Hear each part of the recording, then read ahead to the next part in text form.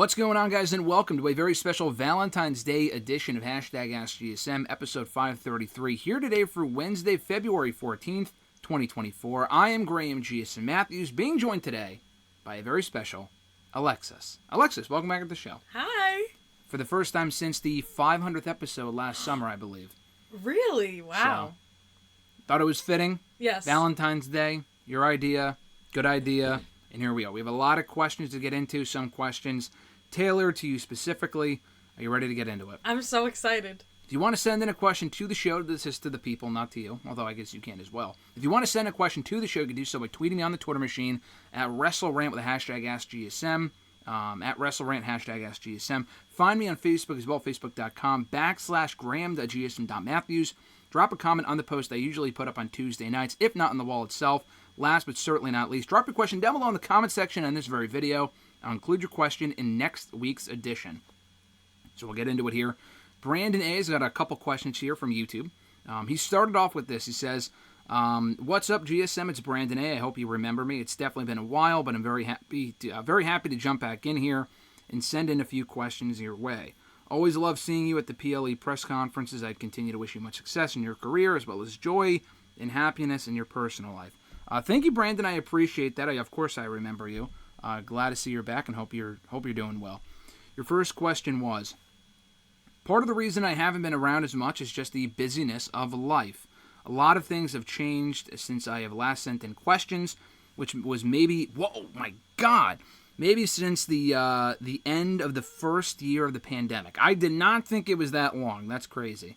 Welcome back. He said, with that being said, I have not kept up with wrestling in general, like I once did, but I haven't totally ignored it either. However, I have been back in heavy, at least for WWE, since The Rock's head of the table tease. I've been fully back in since the notorious Rock and Cody segment on SmackDown. I'm a huge Cody fan. However, it is fair to say The Rock brought me back in, despite my life not getting any less busy. Is it fair to say The Rock is doing his job then? And are folks like me the problem when it comes to most hardcore fans getting what they want? Interesting question. No, I wouldn't say The Rock is an issue. The thing is with Rock, it didn't really matter who it was, whether it was Rock, whether it was even Punk, I said that as well previously, or maybe even someone like a Batista 10 years ago. Anyone that was going to get in the way of Cody finishing the story, quote-unquote, was probably going to get booed. It's not anything against The Rock personally, and it might be for some people, and that's what it is. The death threats are obviously too much, but I don't think it's anything personal towards The Rock. It's more so the idea that Rock and Roman is a big match. I want to see that match. I want to see that feud. Now is not the time to do that feud. But if he is bringing in new people, casual viewers, old fans, new fans that have never watched the product before, then yeah, he is doing his job. But I think they can kill two birds with one stone here in bringing back The Rock, doing something with The Rock, teasing Roman Reigns and The Rock, while also giving Cody his moment and holding off on Rock and Roman until next year. So you're appeasing the hardcore audience, you're doing what makes sense, what makes business sense, and you're also keeping those fans engaged going into next year. So that would be my mindset. Any thoughts on that, Alexis?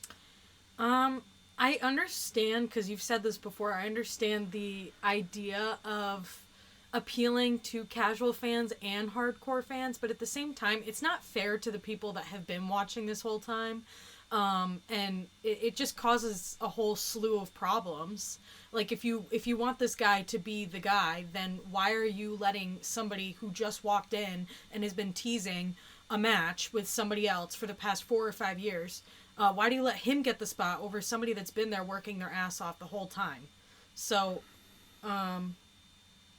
I don't know. And I think Rock is a part of the problem, for sure. Because the whole thing with his schedule, the whole thing with him saying, what did he say? It's like, oh, it's not the right time or something like that. He chooses, like, he has plenty of time, but, like, he does it when he wants to do it. It's like, no, that's not how that works. Just because you're The Rock, and just because you're busy because you choose to be busy, doesn't mean you can just walk in whenever you want and then steal someone else's spot. No one wants that.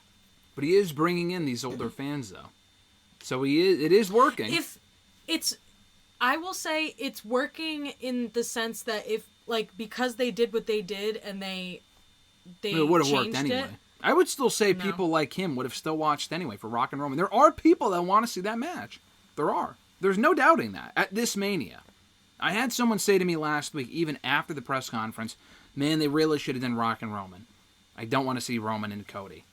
Again. I don't even know if they watched the first time. But Who I'm was like, that?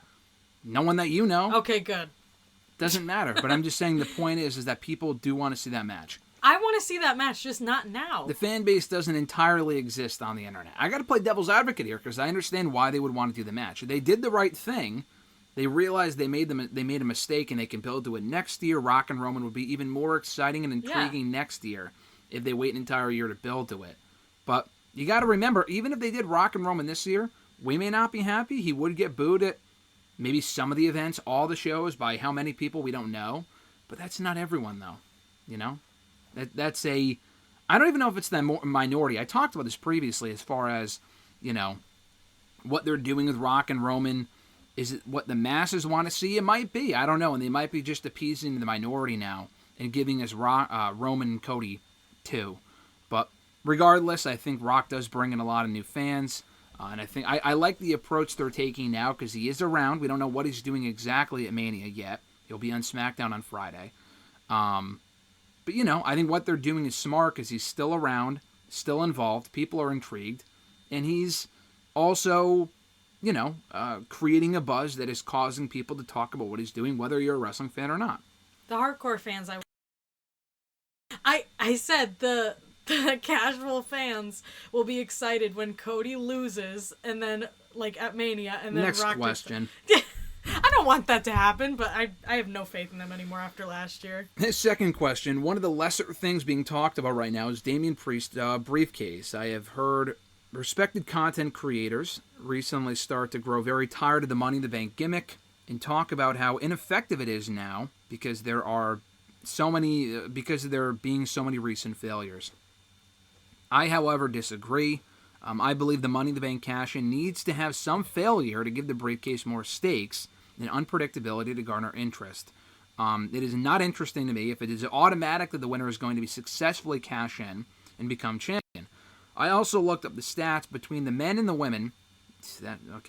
We'll get back to that. There is a 78% success rate. So I think the complaints about the briefcase not meaning anything now are completely overblown. What say you? This is what I say to that. I'm not saying that's bullshit, but you're saying between the men and the women. For the women, it still means something. For the women, it is also worth noting that only 2 winners of 6 or 7, I think, have waited more than a day to cash in. The 2018 winner, Alexa Bliss, the 2019 winner, Bayley, the 2020 winner, Asuka, the 2021 winner, Nikki Cross, and the 2022 winner, Liv Morgan, all cashed in that night or the next night. They did not wait. So there's no creativity there is one thing. 2, you're right. If they all cash in successfully, and it's obvious, then yeah, it becomes boring. For the men specifically, though, dating back to 2017, Corbin cashed in and failed. Braun Strowman cashed in and failed. It was a prop. It was a waste. Whatever. He cashed in successfully, but it was a waste. 2020, Otis.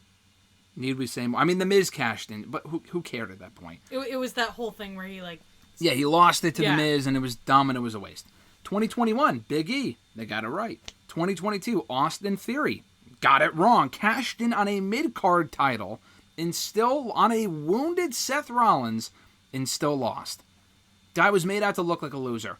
So, of that success rate, dating back the last 7 years, it does not have a very high success rate. It doesn't mean anything. For Priest to have it is cool. It doesn't have zero credibility, but we gotta look more recent. Like, overall, sure, from 2005 to, like, 2013, no one cashed in unsuccessfully. Sure. But then after that, there was Sandow. I think Corbin may have been the second one. I don't remember. I think it was Cena. No. Cena was the first one. Sandow both cashed in unsuccessfully.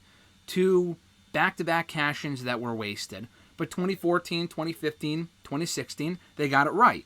But since 2017, it has a less than stellar track record of meaning something. So, Yeah, no, you are right where you do need some failures, but the execution of said failures sucked since 2017. And two, it's happened more than it probably should have. It's happened so many times in a row, pretty much, nonetheless. So that people are like losing it's losing its credibility essentially. If it happened here and there a couple times, maybe twice in a row, then I would understand that, but it's happened like multiple times, to the point where I'm losing hope on the men's one, especially after the Austin Theory one. It was god awful. Yeah, it depends what they do with Priest, but we're at a point now where I'm not in the minority when I say this and I feel this way, that it might be time to take a break from the concept for a while, but they're not going to do that. They have a pay-per-view to build around. They already announced the pay-per-view for this year. If they do it better and they book it better, then cool. With Priest, he's been a fine Mr. Money in the Bank. He hasn't lost a lot of matches. He might cash in successfully still. We don't know. Too soon to say. I would wait until we get closer to the expiration of the contract. I've always said that. I thought that would be cool. But, I think we got to look at the last 7 years and really say to ourselves, has it really meant anything? Has it elevated the careers more so than the Rumble? Like, the Rumble is meant to be like more of a storyline thing. If they have an edge win, whatever. The Money in the Bank is designed for people that could never really get to that spot previously. If they put it on someone and it makes storyline sense, then sure. But it's happened enough lately where with Brock it was a waste. They wasted it with Corbin. It didn't elevate him. Didn't elevate Strowman. Didn't elevate Theory. Didn't elevate Otis. That's a lot of people in the span of like a couple of years. Big E it did, but that was the only person, maybe Priest, by the time he cashes in. But we'll see. But then he went back to doing tag team stuff, so it didn't really last that long. Who? Big E. Yeah, no, exactly. Honestly, if he was still around, he probably would be back at the same level that he was at before he won the title. Mm-hmm. Actually, probably worse. He would still be with the New Day, and I don't know if he would even be a singles mid-card guy. It seemed like they were just going to put... I mean, when Triple H took over, who knows? We'll never really know what would have happened, but you're right, though. He was right back in the Kofi spot where he was at the top of the world. The headline, and Kofi didn't really headline any pay-per-views, but, WWE champion for a while, loses it, and then right back to the tag team scene. That's what happened with Kofi, and that's exactly what happened with Big E. Third question from Brandon. Can you rank these overall highly loved WWE themes from least to greatest? So I don't have this. I'm reading this for the first time now, so I don't have a list. We'll kind of figure it out on the fly here. Mm-hmm. 1 through 10 includes CM Punk, Shinsuke Nakamura, and you can do this on your phone. Yeah, I'll do it on my phone. Well, I mean, we can rank it after not this second, but the themes he included CM Punk, Shinsuke Nakamura, Bobby Roode, Mark Henry, Undisputed Era, Edge, Cody, Triple H, Finn Balor, and AJ Styles.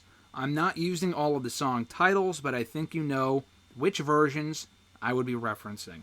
Thanks and happy Valentine's to you and Alexa. Alexis, he wrote Alexa, but... Brandon! A couple people did, but... it's a very common name. Thank you, Brendan. No, Brandon called you Alexa as well. No, thank you, Brendan. No, I'm sorry. Actually, Bill, I'm sorry. Bill did say Alexis. That's besides the point. Back to the themes. What are we ranking here? We'll make this quick. We have a lot of questions. We'll be here for 2 fucking hours answering all these questions if we take this much time. Okay, what is the list again? I wasn't listening. We'll rank them as I speak them. How about that? Okay. That would be easier. Okay. Like, all right, here, up. Okay. CM Punk is the first one. So write down Punk. So Cult of Personality would probably be like 1 or 2. I know, but don't you know what I'm saying? Like, write CM Punk here. Like, don't even do 1 through 10 yet. Oh. Just write CM Punk, and then for the next one, Nakamura, you either put Nakamura above Punk or put Nakamura below Punk. Do you understand what I'm saying? Yeah. Okay. So put Punk. Nakamura's next. Under. Nakamura's below Punk. Yeah. Okay. But he has a great theme. Yeah, these are all great themes. Bobby Roode is 3. Where would he be? He's below Punk, but is it above Nakamura or below Nakamura? I would say personally it's a close below Nakamura. Yeah, I would say it would probably be below. I would go below. Also doesn't have the same impact either because the guy just wasn't the same star that Nakamura was under the main roster, so I'll go below. Yeah. Mark Henry, another great theme. That's a good one. I would put him below Nakamura. But above Bobby Roode? Yeah. Okay. I love his theme. All right, go ahead. Undisputed Era. I would put it under Punk. Man, I would have put that last of all of these. I mean, What? you can't go... We're going to have to put someone last at some point. There's 10 of these things. I would probably put that last. Above the ones that we already said. I don't know. You can decide. No, it's fine. It's fine. I got Mark Henry. You can do that. Edge. Okay. Below Punk. What? What are you giving that face of? I was gonna say number 1. Okay, that's fine. Put him number 1. Okay. It's got to be around Punk. 7, Cody. I'll say Edge 2. Cody. Cody's tough. I don't know. I would probably put him 3. Okay, go ahead. I honestly don't really know. 1 is Triple H. I feel like that's got to be number 1. Because I feel like that's regarded as like one of the greatest themes of all time, if not number 1. For sure. So you got to put that number 1. Finn Balor would probably be last. No, slander to him, but of like the ones that we're talking about, like he's talking about like the demon theme, not like the one that he has now. Probably the one last. that he's known for. Yeah, probably last. And then AJ Styles would probably be towards the bottom. What? Can we just pretend that we're talking about the Demigods one? Because I love that one. We're talking WWE. If it was Demigods, then I would put it underneath like Edge. Yeah, I don't know about that. That's where I would put it. That's tough. Probably at the bottom, above Undisputed Era, maybe. I don't know. I would put it... It would probably be 8 or 9. I would put it last because it wasn't even supposed to be his theme, right? It doesn't matter. No, but what I'm saying is like What? it's not as iconic. I feel like the Balor one. I feel like is way more iconic. I don't know about that. You don't agree? No, I would say the AJ one is more iconic than Finn's. Huh. Yeah. Because I feel like a lot more people interact with it. Okay, fine. Put it last. Put it last. Put it last. Give off the list when you're ready. Okay. From bottom to top. Okay. Yeah. Number 10 is AJ Styles. Mm-hmm. Number 9 is Finn Balor. Number 8, Undisputed Era. Number 7, Bobby Roode. 6, Mark Henry. 5, Nakamura. Number 4, Cody Rhodes. Number 3, Edge. Number 2, CM Punk. And number 1, HHH. There you go. At BillMeister88's got a lot of questions. Appreciate all the questions. We have a lot of them, and it takes twice as long with 2 people. So if we kind of breeze through some of these, I apologize. We do have Valentine's Day plans today. His first question was, I think, question mainly for Alexis, but Graham can answer too. And so we started it. Firstly, congrats on your graduation, is what he said. Oh, thank you. How was Disney World, and what were your favorite rides in each of the parks? Were the parks your favorite part of the trip, or was it the 2K24 games event or the wrestling shows you attended? That's a great question. Well, first of all, Disney was great. I haven't been to Disney World since New Year's 2017 into 2018, so it was a very long time since going back to places like Epcot or Hollywood Studios. Those are the 2 parks that I picked because they're my favorite. Epcot was great. It's really large, lots of walking, so our feet were pretty tired at the end of that. I would say my favorite rides, probably Cosmic Rewind from Epcot. I loved that ride. It was a lot of fun. I loved wondering which song we were gonna get. I like the laugh floor. That's a good one. From Magic Kingdom. We ended up taking a spontaneous trip to Magic Kingdom on that Thursday. So I loved that one. I always like Soarin'. That's always one of my favorite rides. I like Carousel of Progress. I don't know. I can't think. Oh, the Muppets one I love. I love the whole Muppets area. If you're asking about food, my favorite thing we got, and he knows what I'm going to say, was Pizza Rizzo, right by the Muppets area. Oh my god, that pizza was amazing. And we got a free dessert, and the Caesar salad that it came with was amazing too. I was so stuffed after that. The Ratatouille ride in Epcot was also a lot of fun. That's a new one. And then the Mickey and Minnie's Runaway Railway or something. Yeah. That one was a lot of fun too. It replaced my favorite ride, the Great Movie Ride. That was one of my favorites. And Tower of Terror, of course, is my favorite ride ever. No Space Mountain? Okay, I was going to say that. I hated Space Mountain. Fuck Space Mountain. I went on that for the first time because I was feeling daring. I was excited. I used to not go on roller coasters, so I'm like, okay, I'm going to try it. And we went on, and I had a terrible migraine after, and I was extremely nauseous. And it wasn't even like the fact that it was a roller coaster. It was the fact that it just jerks you around, and then you're in the dark. And I don't know why, because I'm not afraid of the dark or anything, but just the way that the roller coaster was, I felt like I was gonna get decapitated. Like the way that you're sitting in the cart and then you're moving, and there's no music. You're just fucking sitting there in pitch black, in a claustrophobic like little rocket thing, hearing people screaming. It's like honestly kind of scary. So I left that, and I felt terrible after that. So fuck Space Mountain. Tron was cool too. Yeah, Tron. Well, I was gonna say that the Tron ride. We ended up going on after, and I wasn't sure if I was able to go on, so I was waiting in line with Graham. And I was like, yeah, I don't know if I'm gonna go on, but I ended up feeling better after. I literally, no joke. Usually, if I have a headache, I take 1 Advil. I took 3. That's how bad my headache was. I took 3 Advil, and I had nausea medicine that thank God I brought. And I chugged like 3 water bottles afterwards. It was really bad. Long story short, did I like that better than the 2K? I would say yes, because we did more. But the 2K event was a lot of fun. I was really nervous because I ended up interviewing Bianca and Rhea.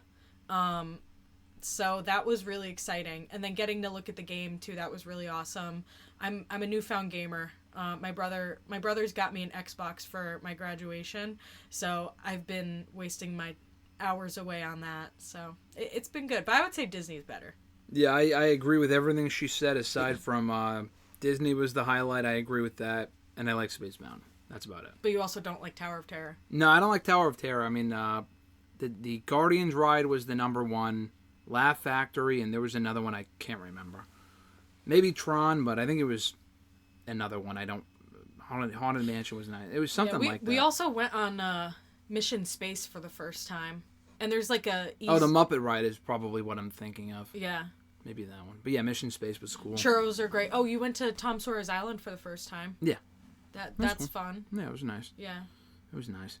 His next question, your thoughts on it looking like Jey Uso versus Gunther at WrestleMania. I know Jey is massively over with Punk out. They need Gunther around the world title scene. But is Jey the right man to dethrone him? I don't understand why they still... I didn't see the rest of the question. Why they still haven't had Jey versus Jimmy, or do you think this will be the Mania match? That will be the Mania match. Well, they're doing Gunther and Jey on Raw next week. Yeah. They are. But they announced it for Raw next week. Yeah. They're not building up a feud. It's a one-off. I would have Jimmy cost Jey. You could have Gunther win clean. It doesn't really matter. But they're doing Jimmy and Jey Mania. I don't know anyone that really cares to see that at this point, but it's the match they have to do. But then the question is, who's Gunther facing? Probably, I mean, there's a couple of options. Gable's out of the question at this point. Probably Braun Breaker. I could see Braun Breaker. Breaker? Breaker got tossed out of the Rumble by Sheamus? Gunther. Sheamus, would be cool. I don't see that happening. They could build to Andrade. Another option. That would be cool. Andrade, Breaker, Gable ain't happening. Sheamus probably not happening. I'm thinking Breaker though. It's not Jey. They're doing the match on Raw next week for a reason. They're not doing that at WrestleMania. He can't go to Australia. Yeah, but they're also doing it because they're not doing it at Mania. Yeah. It's the whole reason. And I like Jey on his own, but the whole reason why they split them up in the first place, and they probably wouldn't have split them up otherwise, was because they wanted to do them. They literally said they wanted, before the split even happened, they want a match against each other at WrestleMania. Yeah. They might even reunite after WrestleMania, but... It would be cool if they did... they didn't want to wrestle at fucking Poughkeepsie, New York for a house show. They want to do it at WrestleMania. God, never bring me back there. I hate that place. If you're from Poughkeepsie, I'm sorry. But I will say, do you think... for the Mania match, sidebar, they could incorporate the fact that Jey is way more popular than Jimmy. and he's like just better as a single star, do you think like Yeah, they can add incorporate that that in the kind star. of element of jealousy in there? Yeah, of course. Yeah. His third question, I know you think it's going to be LA Knight versus Logan Paul at Mania for the U.S. title, but this thing with AJ Styles seems to be building to a match, and as Knight is in the chamber, that rules out a match in Perth. Where do you see it going? As I don't see where AJ fits in if it's not against Knight. Could we get a triple threat for the U.S. title? We could. That would be fine. I don't really want to see that. I think LA Knight and Logan Paul's the match to do.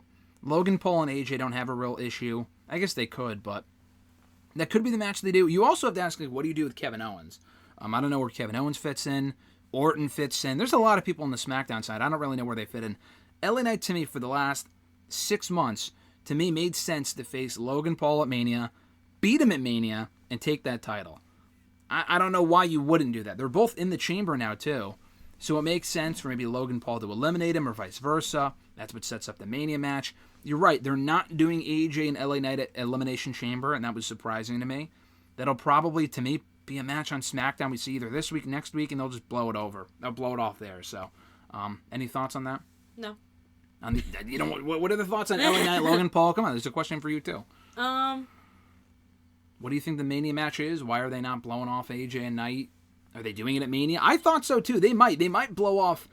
My worry is that they might do Knight and Styles at Mania, and then Owens and Logan Paul. Not a bad idea, but I don't think Kevin Owens needs to be the one to take the title from Logan Paul, and it does get 2 matches out of it, but I think, to me, the real Mania match is Knight and Logan Paul.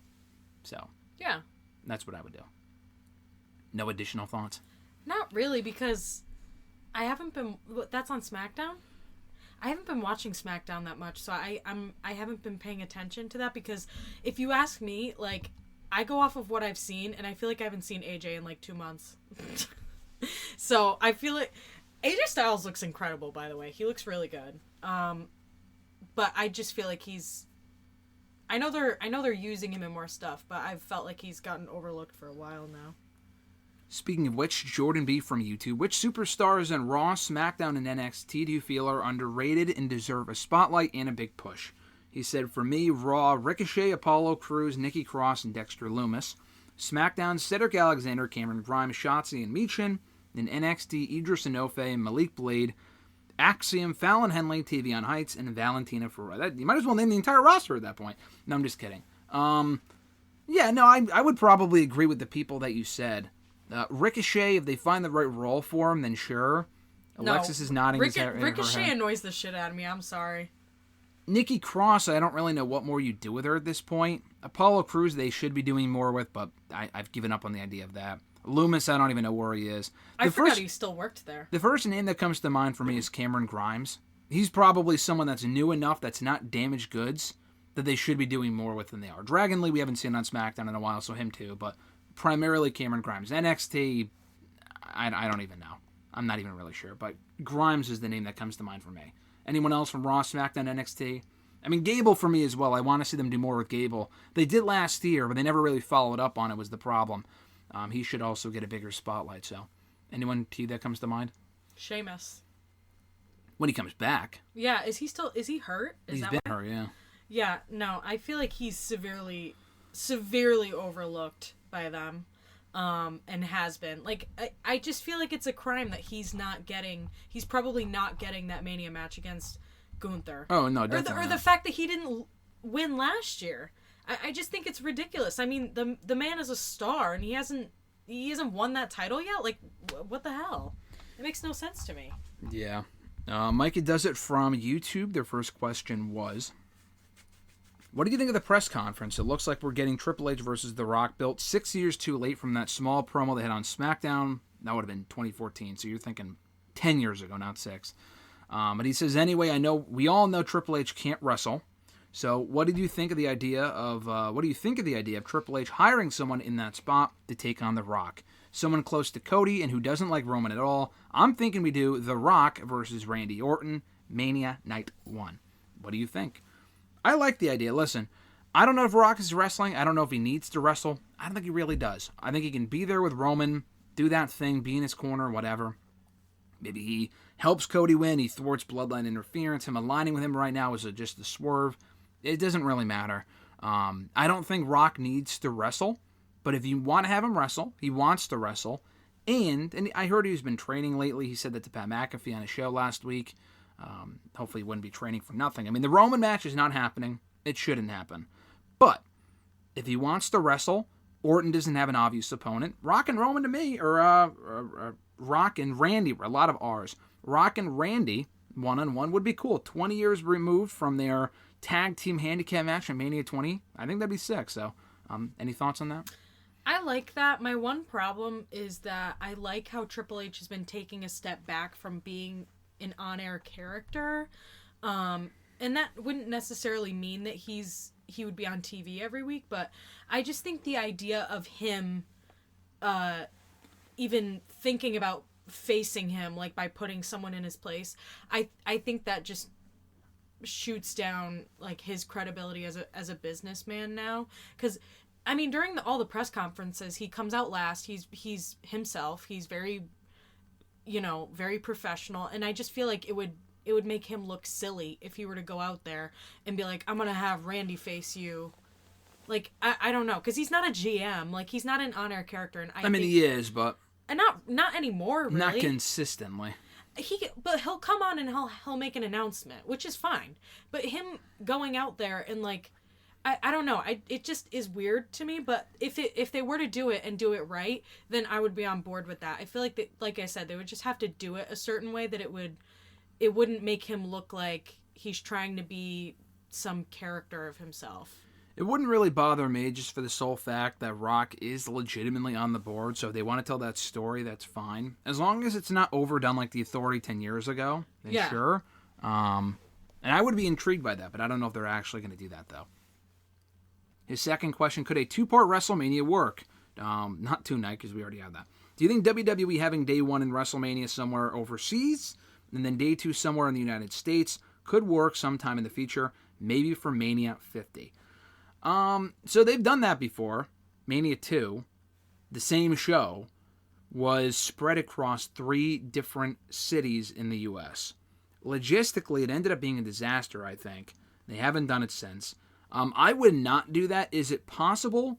Yeah, for like one night, somewhere, night 2 somewhere else. I know you're not having talent go from place to place because they're typically on not both nights, but like the crew would have to, Triple H would have to, the officials would have to, and that's just a lot. So probably not. I don't think that really makes a whole lot of sense. Could they get 2 different arenas full of people? Yeah, I mean, it logistically, could they make it work? Yes. One overseas and one not overseas? No, that would be a lot. Time difference wise, that wouldn't even make sense, I think. In the States, one here and then one on the West Coast or whatever, one on the East and the West Coast, maybe. But I don't really think that's necessary. So, do you think that's something they could do? No. I think business-wise, it gives, like, let's say they're doing it in New Orleans or something. Whatever. That would give them twice as much business, twice as many visitors, or not twice, well, it would give them a lot of business, basically. And I think it benefits everybody involved. And like, what about people like us that are going to both nights? Like, what are we gonna fly over there? That's 2 separate trips. That's just way too much of a hassle, I think. And like you said, for people like the crew that are handling all the equipment and everything, like they're not gonna get not even an hour of sleep. I feel like it's a cool idea, but to me, it just doesn't work. Yeah, probably not. I mean, could they do it at some point? Maybe. But I don't really think it's necessary, because if they're doing the same Mania, or 2 different nights of Mania in the same building, and it's still not selling out both nights, but if they're still putting in 150,000 people between the 2 nights in the same building, and the people that are at night 1 are also going to night 2 and are willing to spend the money, then why the fuck not? I mean, why would you deviate from that if the current formula works? It would be one thing if they weren't having a lot of strong attendance for night 1 or night 2, because there's a lot to ask of people to go to both nights. But that's so far not an issue. So I don't really think they need to fix what isn't broken. Chris W. from YouTube, their first question was, hi Graham, hope you're having a great week and happy Valentine's Day to you and Alexa. Alexis, obviously. Who said this? This was Chris. Do I know Chris? No, I don't. Obviously not. Chris, how dare you? What is the best and worst episode of both Monday Night Raw and SmackDown that you have ever seen? I'm going to have you start. Go ahead. Okay, I know what the worst one is, and it's the one where Dean Ambrose almost got a needle in his butt. That's the worst one. Okay. The best one, I don't remember. There's been a couple that I don't remember the exact one or what happened on it, but there's been a couple where I've been like, wow, that was really good. SmackDown is unfortunate because I wasn't watching when it was like, I wasn't paying attention when it was really, really, really good. Now there's also some banger episodes. I will say, I can only speak for the bad episode of Raw because that's just one that sticks out in my mind. So in terms of that one from November 2018, it was so bad that we went back to watch it. Right? Yeah, I think it was the night after Survivor Series. I think is what it was. Yeah, and then I don't know if this was Raw or SmackDown, but it's the one where Stone Cold came out and it was the first show without fans. Yeah, it was Raw, yeah. Okay. And then the first SmackDown without fans wasn't that bad, actually. Okay. That was interesting. That's when Michael Cole was doing commentary with Triple H. Remember that? That was kind of cool. Oh, I do remember that. The Raw one was awful. Yeah, and then Stone Cold came out and he was talking to Byron and it was dead silent. It was so terrible. Awkward. Yeah. That was really bad. For me, 16 years of watching it, no one show stands out either way for either show. But for Raw, I would probably say maybe any of the post-Mania shows and 2014, 15, 16, 17, 18 maybe as well. Any of those might be among the best I've seen in the last 16 years. There's just been so many. They all blend together. Worst, the one that Alexis mentioned, the COVID one that Alexis mentioned, almost any of the COVID shows, they weren't unbearable, but they were pretty bad. You could probably say any of those and that would work.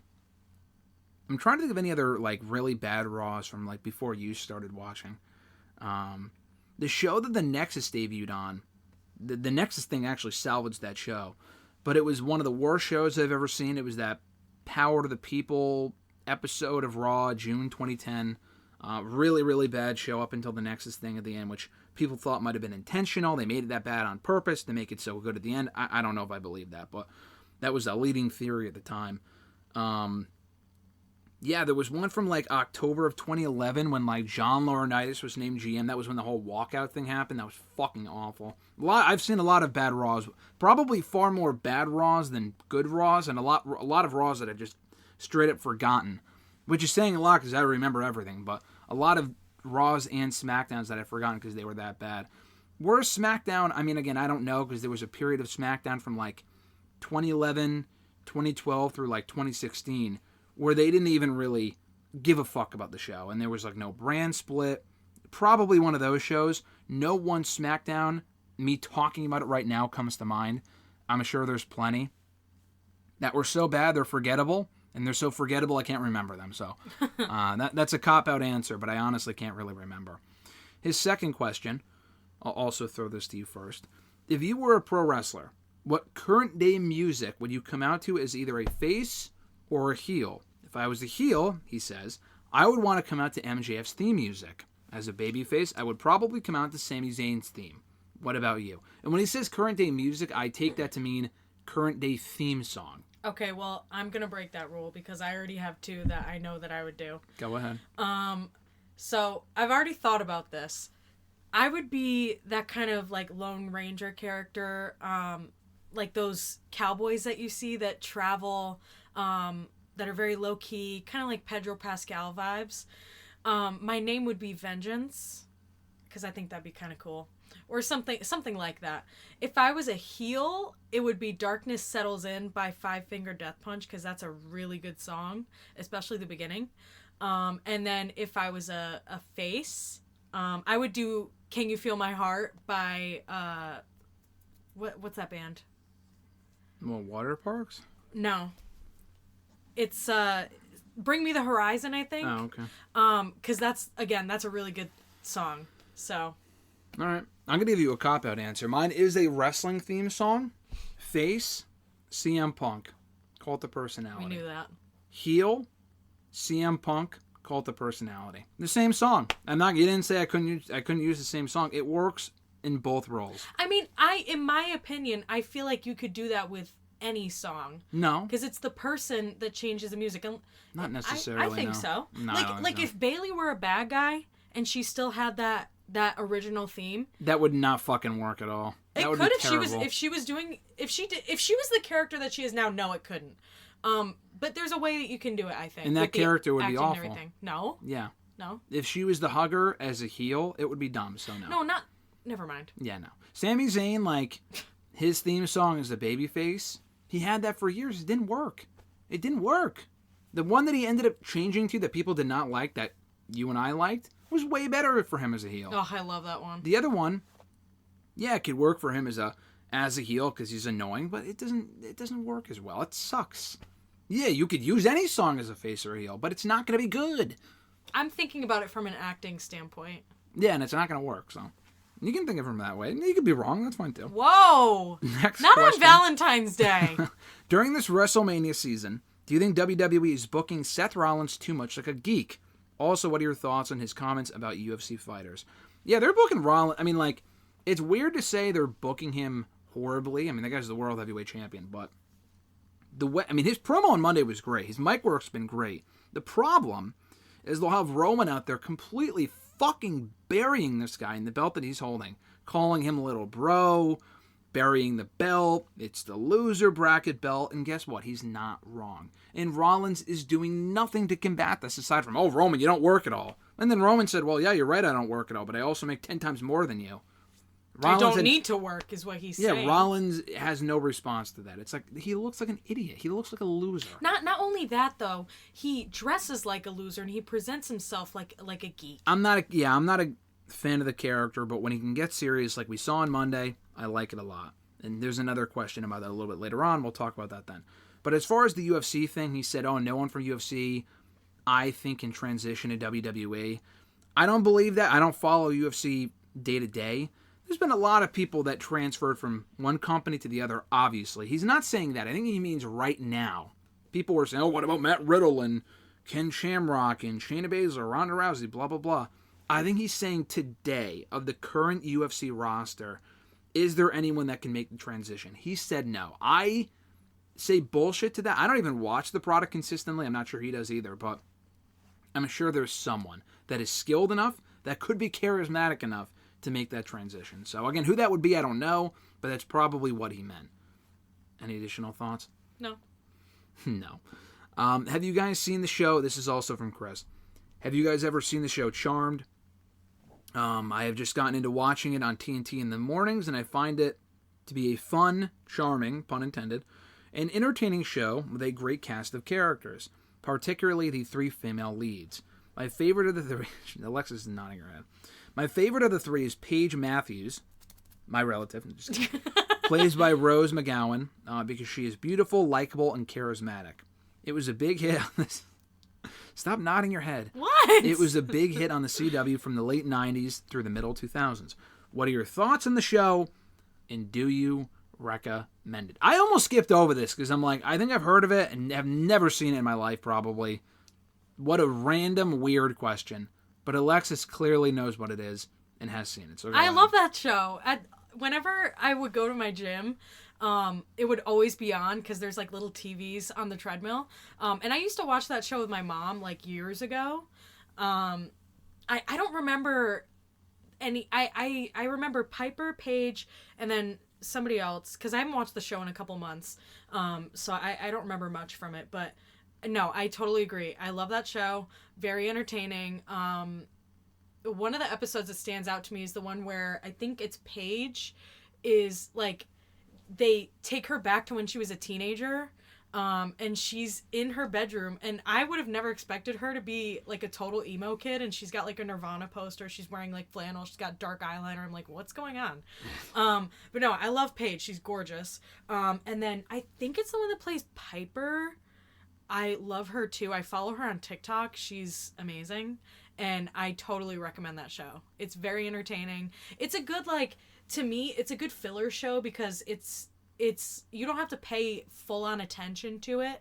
Anyone can watch it from any point in the show and be entertained and know what's going on.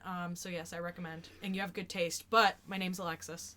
Good week to ask that question, because I would have just said, nope, never seen it. Next question is probably what I would have said if you weren't here. Do you think WWE, also from Chris, do you think WWE is making it too rocky a road with Cody on his way to WrestleMania? I feel that while they are giving him more options, I still cannot give them the benefit of the doubt for making Cody look like a kid next to The Rock instead of the guy that you are looking at as the future of the WWE. What about you? It's way too fucking convoluted, and it wasn't part of the plan. I guarantee you to have Cody say, you know what, I'm not going to fight Roman at Mania, but you know what, never mind, I do want to fight Roman at Mania. It's way too convoluted. He doesn't look nearly as bad in the situation as Rollins does, who just looks like a fucking second-rate champ at this point with a second-rate title. But that whole SmackDown thing, they still have not rectified that. They rectified it by putting Cody in the match and having him choose Roman for Mania. But they never explained why he said that in the first place. He had a live mic on Monday. He never said what Rock said to him in his ear that convinced him to not choose Roman initially. They have yet to explain that. So, from that standpoint, yeah, we have 2 months until Mania, a little less than that. I hope they don't make it more convoluted than it needs to be, because it already has been so far. Also from Chris W. Christopher L. on Facebook, same guy though. He says, Alexis. Chris, I have a bone to pick with you.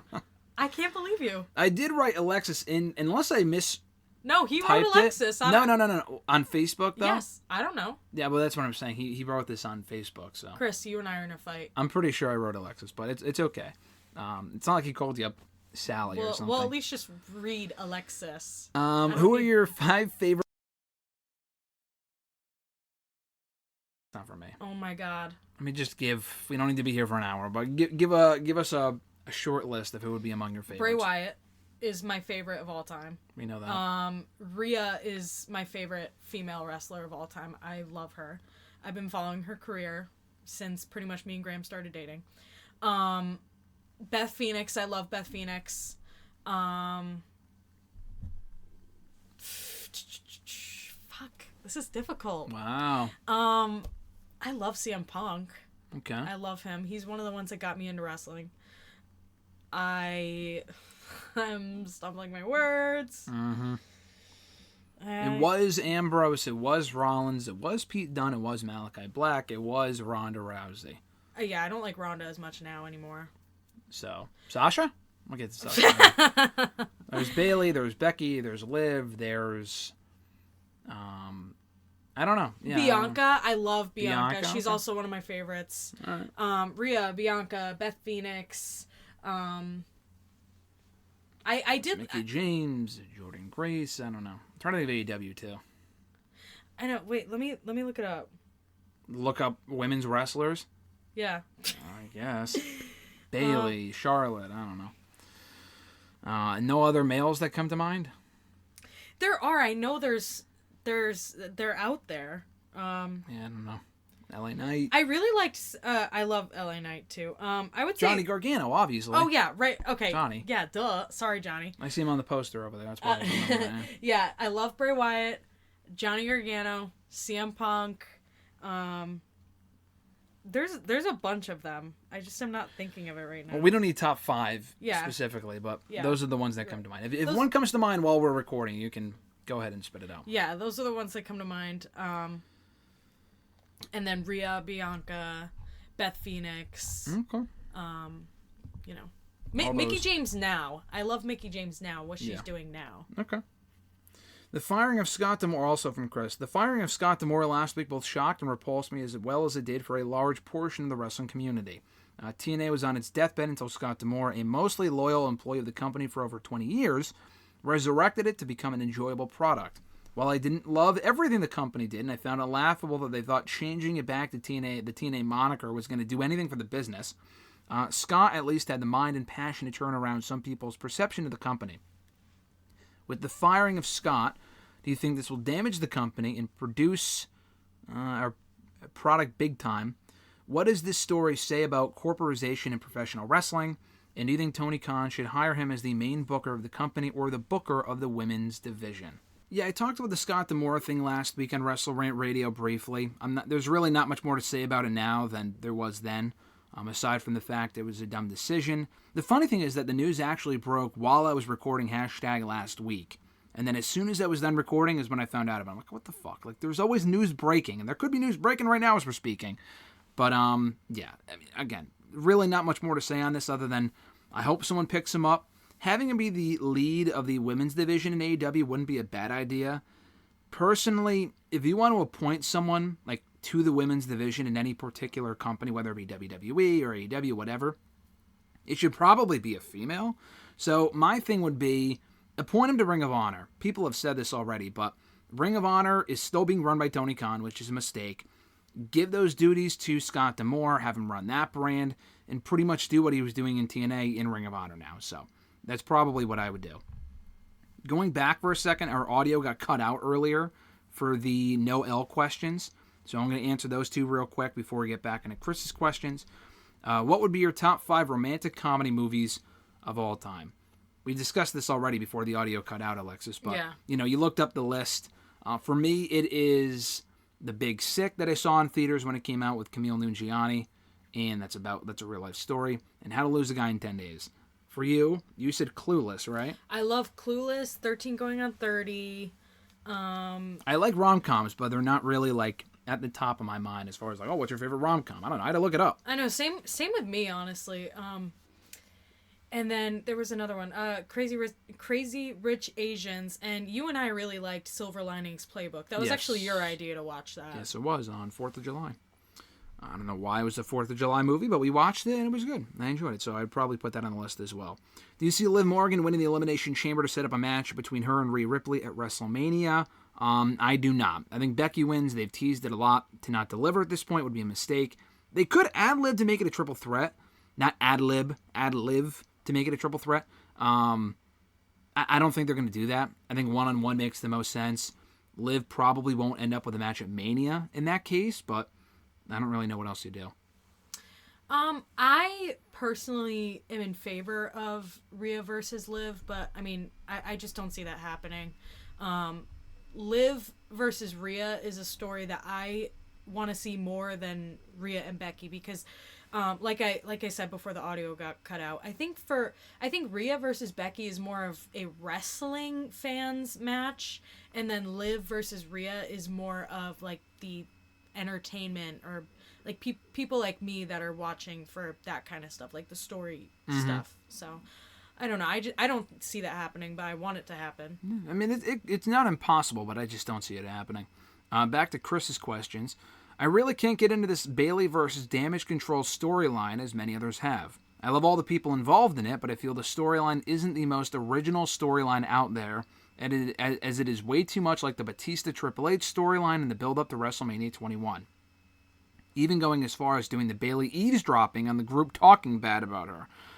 Now, I have no doubt the match will be excellent, and I'll be happy when Bayley wins the big one, but I feel the storyline is getting overpraised for its basic and formulaic storytelling, especially since we know eventually Dakota will turn on Bayley.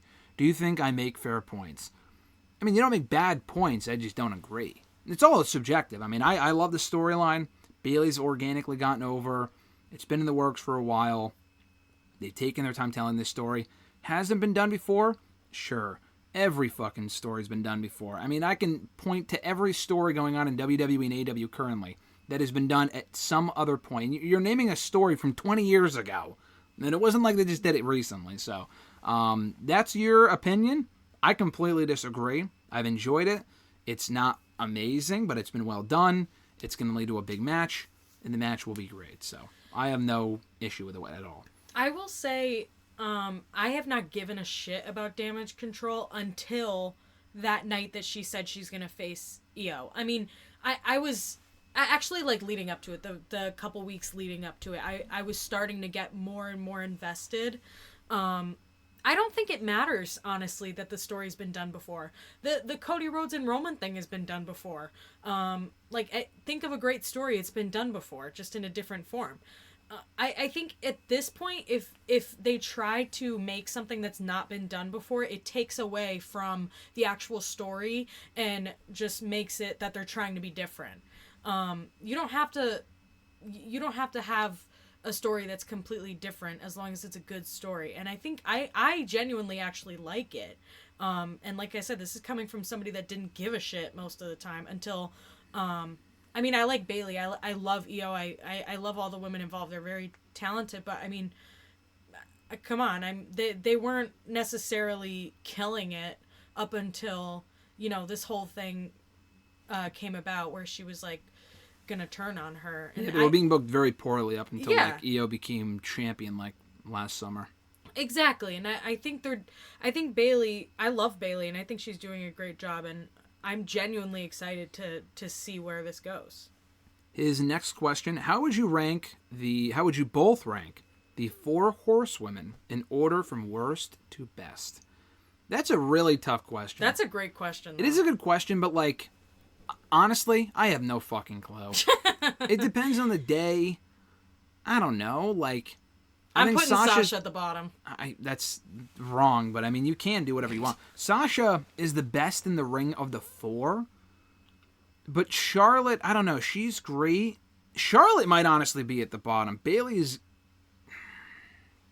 It's so tough to say, because Bailey is great, probably more consistently than any of them. But I think Sasha's a better wrestler.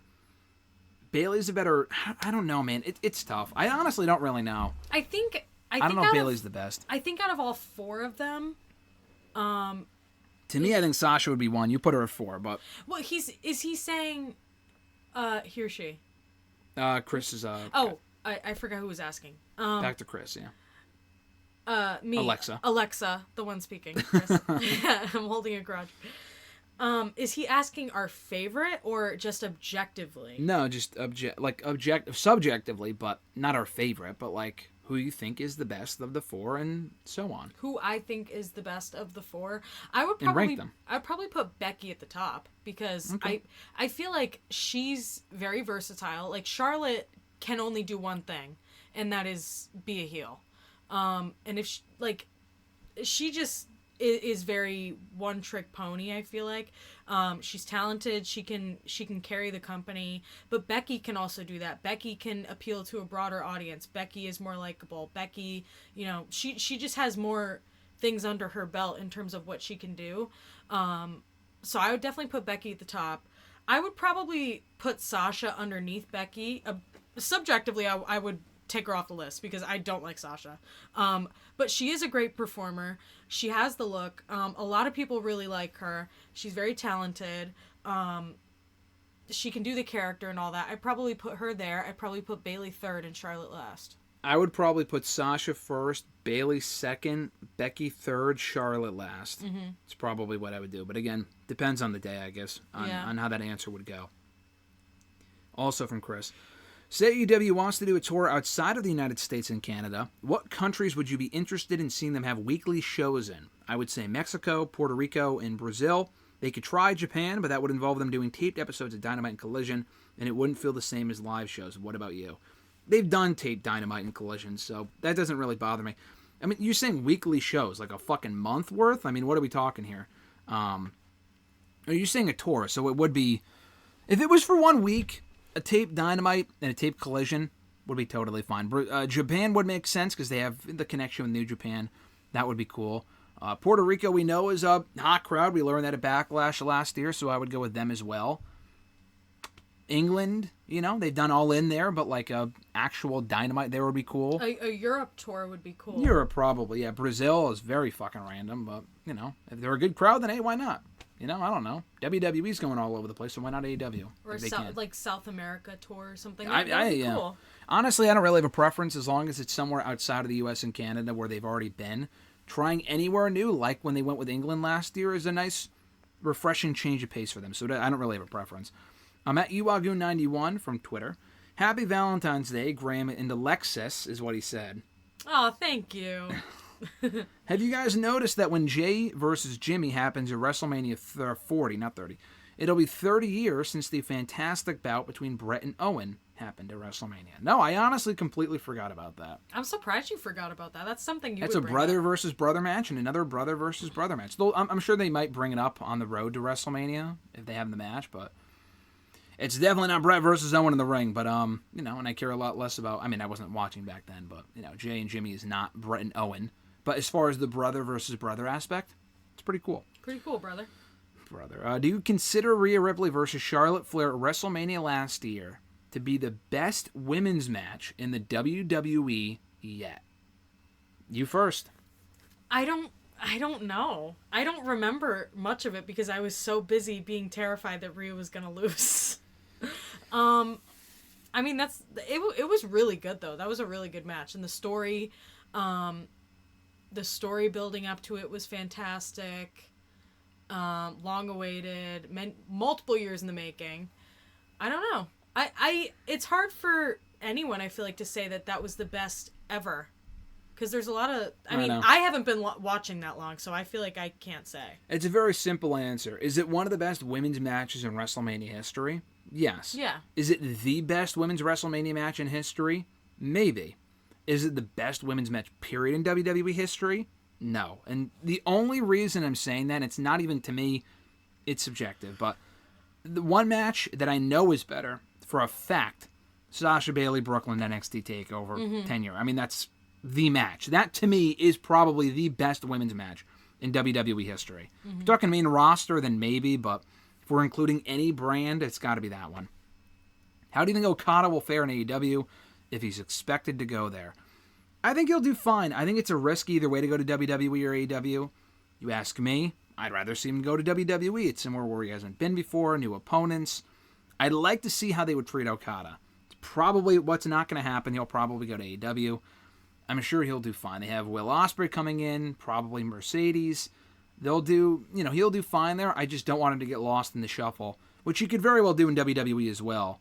In AEW feels like a safer bet. I don't blame the guy. He won't have to leave Japan probably. It makes sense for him to go there. I would preferably like to see him in WWE, but that's not going to happen. But you expect that he'll do well there? I agree with what you said. I want him to go to WWE, but I agree. Yeah. And noob_n_co TV, what are your thoughts on the new season of NWA Power on the CW, and what are you looking forward to on this new season? I believe the new wrestlers will get pushed. EC3's title reign will continue. And Natalia Markova continues to shine. I have no expectations, personally. They've only done 2 episodes. They're not doing pay-per-views anymore. They do a special event that they then tape. And someone told me about this, and I completely forgot about it until someone replied to my review from yesterday. They're taping like a month's worth of content and then airing it over the course of a couple weeks, which they were doing previously, but now there's no pay-per-views. Which makes more sense. No one's going to be spending fucking $30, $40 on an NWA pay-per-view a month. That's ridiculous. So, so far from what I've seen from the new season, it's a change of pace, scenery-wise. The shows have been decent from NWA standards, so it's not bad. Their second question. Your thoughts on the segment between Cody Rhodes and Seth Rollins from Raw. Are we going to see the both of them take a stand against Roman Reigns and The Rock at WrestleMania 40 for the WWE Undisputed title? I thought the segment on Raw was great. Rollins, when he's not doing the goofy comedy crap, is great. And that's what that was. Great. He said he had Cody's back. The Shield thing. Loved it. So we need more of that.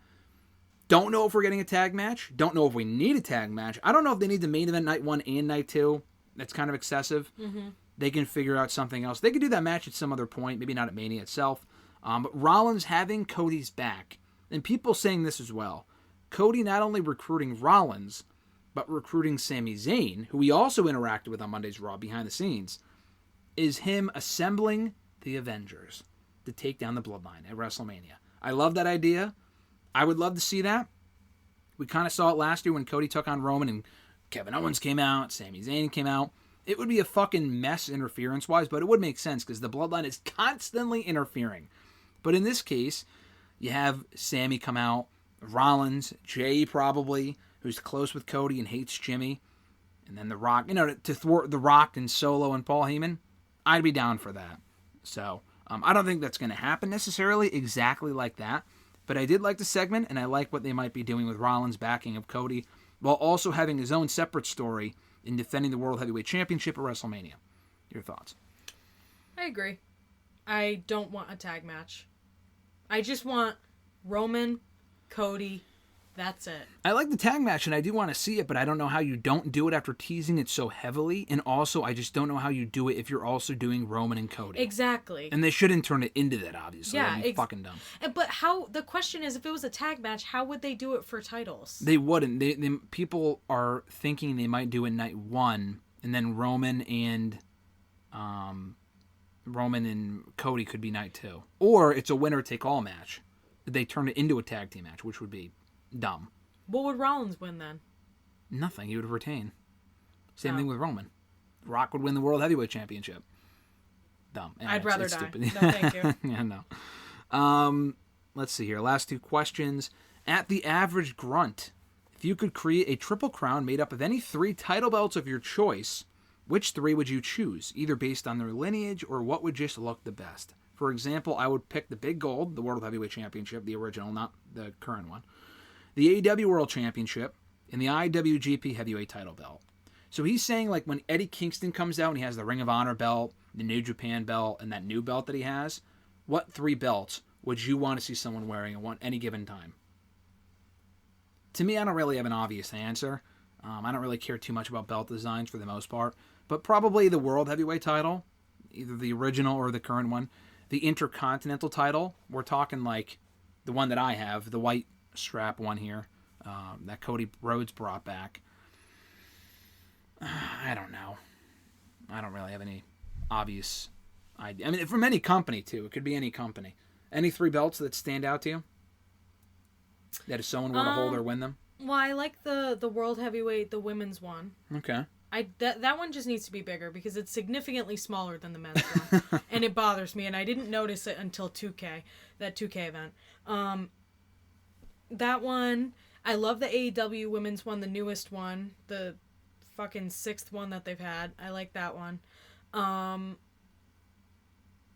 Yeah, maybe that one too, yeah. Yeah, I mean, I don't know. Listen, the 5-year-old in me wants to say the Divas one because I just love how it's a little... Oh my god. It's a little pink butterfly, but obviously not because it's... Keep that shit in the trash. Well, yeah, obviously, but I don't know. I don't know what other... I mean, maybe like some sort of secondary women's one. Mm-hmm. Yeah. Last question. Biggest for last. At SM Fishman. Thoughts on Sasha Banks? I didn't think you were going to actually include this. He knew what he was asking when he included. Hey, listen, he included the hashtag, so it counts. Hi, Scott. How are you? He is asking about Sasha. Because he knows how much you love Sasha. After we went to Rumble Weekend. Yeah, the joke is I hate Sasha. I really don't I like her. Sasha. She's not my favorite person or performer, but she's great, so those are my thoughts on Sasha Banks. As a person? I don't know her personally. Do you know her personally? You don't. Exactly. Yeah, I just saw her last week. I mean, yeah, come exactly. on. No, she just annoys the shit out of me. The way she I'm not a big Sasha fan, but she is great though. The way she carries herself, I don't like it. It's just off to me. I just feel like I judge wrestlers based on, well, first of all, I try not to be judgmental. Let me just preface with that. But second of all, the way I would characterize someone, especially a wrestler, is whether or not I would be friends with them, and I feel like she would have bullied me in high school. That's why I don't like her, because she just like rubs me the wrong way. Rhea Ripley, I feel like I'd be best friends with her. That's why I friggin' love her. She's so sweet. Bianca, same thing. Sasha, no. Leave her alone. Come on, it's Sasha Banks. It's audio. You can't just give me a look. I am. I'm gonna give you a look. Well, you got to speak here. That's why you're not gonna be welcome back if you're just giving faces and not. Well, it's kind of built in the title. I'm your girlfriend. I can come back whenever I want. We'll see about that. Thank you guys for checking out the show. I appreciate it. If you want to send in questions to the show, you can tweet me on the Twitter machine at WrestleRant with the hashtag AskGSM. Find me on Facebook as well. Facebook.com/Graham.GSM.Matthews. Drop a comment on the post. I usually put up on Tuesday nights, if not on the wall itself. And drop a question down below in the comment section on this very video. I'll include your question in next week's edition. That's it. Thanks for coming on. Happy Valentine's Day. Happy Valentine's Day. My name is Alexis. Love you. I love you. Oh, that was to everyone else listening. I love all of you. You too. But I love everyone listening. Thank you so much. You're all my Valentine on this day. Alexis can get her own Valentine, but you're all my Valentine today. Have a great day, everyone. Thank you for coming on. Genuinely, we will have to do this again soon and not have to not wait another 8 months for you to come back. Yep. Hashtag Ask Alexis. That's right. Alexis. Alexa. Call her Alexis. She loves No, that. please, I hate being called Alexa. Happy Valentine's Day, everyone. Bye.